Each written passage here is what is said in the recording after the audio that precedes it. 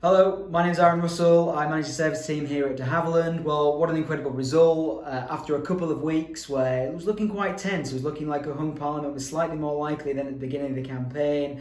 Turns out that actually we've got a majority, the size of which that could mean that we could quite easily see a two-term Boris Johnson administration, certainly Conservative rule for the next 8 to 10 years. And we've clearly witnessed over the last few weeks and months a political realignment, and that's been led largely by a lot of working class support in Labour's old heartlands, in the north, in the Midlands, moving over in sizable chunks over to the Conservative Party. Now that was already happening. They were neck and neck in 2017 for working class support. The polling, and it's a bit too early to say now, but the polling going into this election showed a 20% difference, sometimes more than that, in favour of the Conservatives for working class support. That's a massive realignment. And well, if the Conservative Party is now the party that represents Bassetlaw, Bolsover, Workington, what does that mean for it as a governing party? Well, the Queen's Speech, the manifesto, it was already aimed at those people, really. It was already aimed at gaining those seats, at gaining those voters. We saw a massive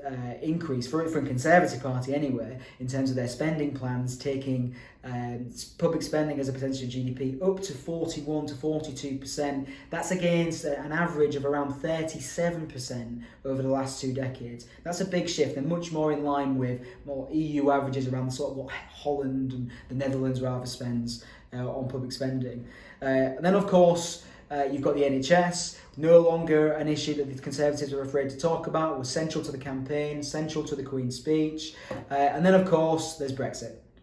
Right, so this administration is going to be judged by how it does in terms of getting Brexit done, in terms of net migration numbers, but also we've got that deadline looming kind of at the end of next year for getting the free trade agreement agreed. Now, I think with the new commission, with this vote, they'll definitely see this majority as a plus for them, and they'll want to get this done as well. This does perhaps make the attaining of that deadline more likely. However, Boris now does have a lot more political capital, a lot less pressure.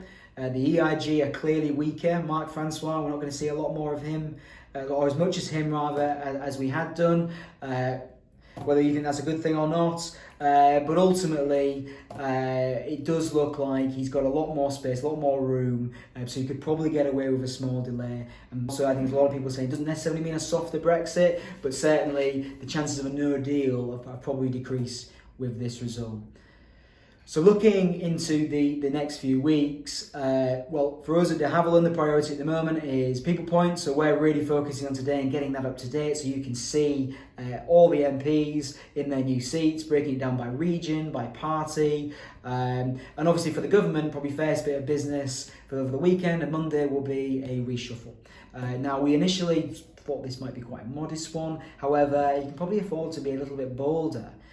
Now with this reshuffle. We were expecting, I think people still are, a rather small, modest one before Christmas, and then perhaps a bigger one after January the 31st, and that deadline has passed. Next week as well, we'll have the swearing in of MPs.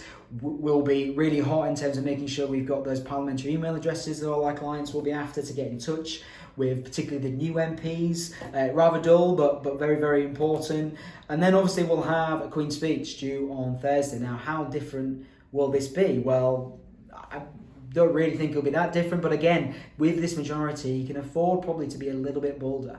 Maybe there could be some additional things in there. We'll certainly be keeping our eyes peeled for any speculation about that. And then there's the withdrawal agreement bill. Now, will that just be a first reading? Will there be a second reading vote on Friday? We're not 100% sure yet, but frankly, I think that's probably enough excitement for all of us before the Christmas break.